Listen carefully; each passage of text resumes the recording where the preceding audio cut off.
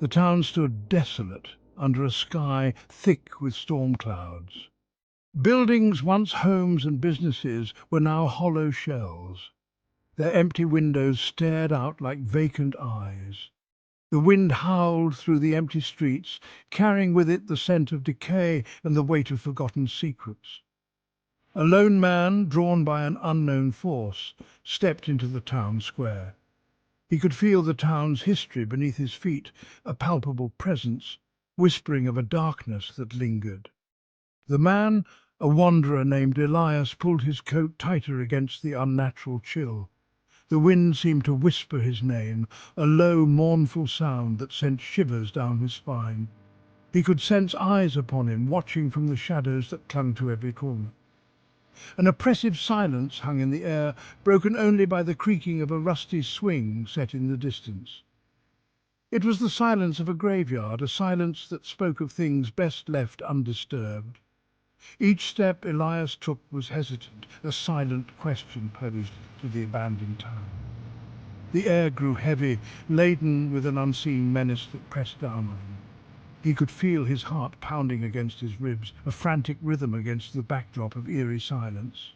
What had once been a bustling town was now a desolate wasteland, a monument to some unspoken tragedy. And yet Elias felt strangely compelled to venture deeper, drawn by a force he couldn't comprehend.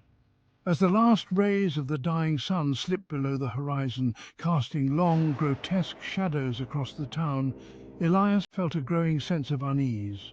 The wind picked up, swirling around him like a living thing. It carried whispers on the breeze, too faint to decipher, but laced with an undeniable malice. The shadows around him seemed to writhe and twist, taking on monstrous forms in the fading light. Elias knew he should turn back, flee this cursed place while he still could.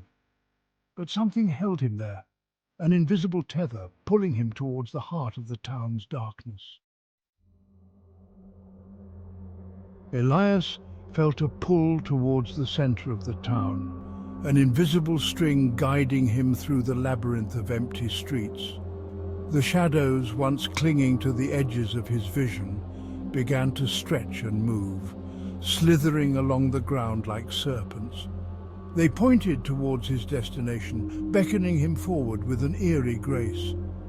He wasn't sure if he was following them or if they were leading him.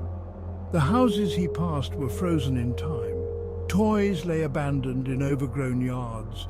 Meals sat half-eaten on tables visible through dusty windows. It was as if the inhabitants had simply vanished, leaving their lives behind. Elias could feel their presence lingering in the empty spaces, ghosts trapped in a perpetual twilight. Their silence was deafening, amplifying the growing sense of dread that gnawed at his insides. As he ventured deeper into the heart of the deserted town, the shadows grew more defined. They danced around him, twisting and contorting into grotesque shapes that sent shivers down his spine. The wind seemed to whisper secrets in his ear, tales of despair and sorrow, of lives cut tragically short. Elias felt a cold hand close around his heart, squeezing the air from his lungs. He was surrounded by invisible mourners, their grief a tangible presence in the oppressive air. He emerged into the town square, a wide open space that should have felt welcoming, yet only served to intensify the feeling of isolation that clung to him. In the center, a well stood silhouetted against the storm-laden sky, its stone rim slick with an unnatural moisture.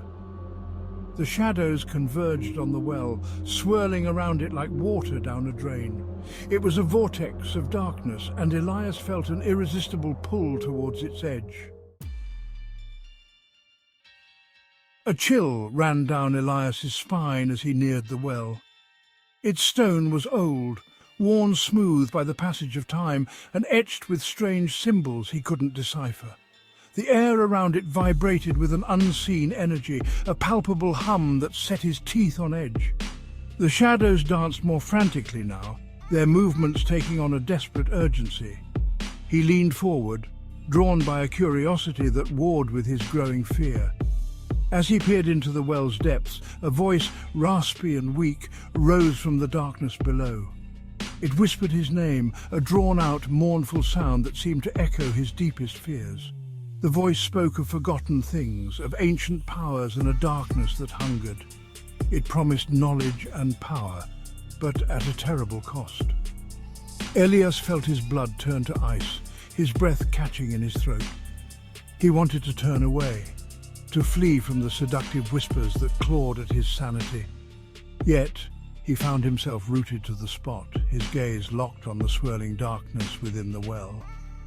The whispers grew louder, more insistent, weaving their way into his mind, planting seeds of doubt and despair. They spoke of his deepest desires, his hidden fears, playing on his vulnerabilities with cruel precision. Elias felt his resolve crumbling, his defences overwhelmed by the relentless assault on his senses. The well's darkness seemed to beckon him, promising him solace from the turmoil within his own heart. He took a step closer, mesmerized by the swirling abyss that reflected his own growing terror. The symbols on the well's rim pulsed with a faint, eerie light, their meaning still indecipherable, yet filled with a sense of profound wrongness. The air grew heavy, making it difficult to breathe. Elias felt a cold hand close around his throat, choking off his air. He stumbled back, gasping for breath. But the whispers followed him, slithering into his ears, promising him release if only he would surrender to the darkness. His vision blurred. His legs trembled beneath him. He was losing his grip on reality, slipping into a nightmare orchestrated by the whispers from the well. Elias tried to pull away, to resist the seductive whispers that beckoned him closer, but his body refused to obey. The darkness emanating from the well wrapped around him like a shroud, chilling him to the bone. He reached out, his hand trembling, and touched the cold, damp stone of the well's edge. The symbols seemed to burn into his skin, their touch searing him with unimaginable pain.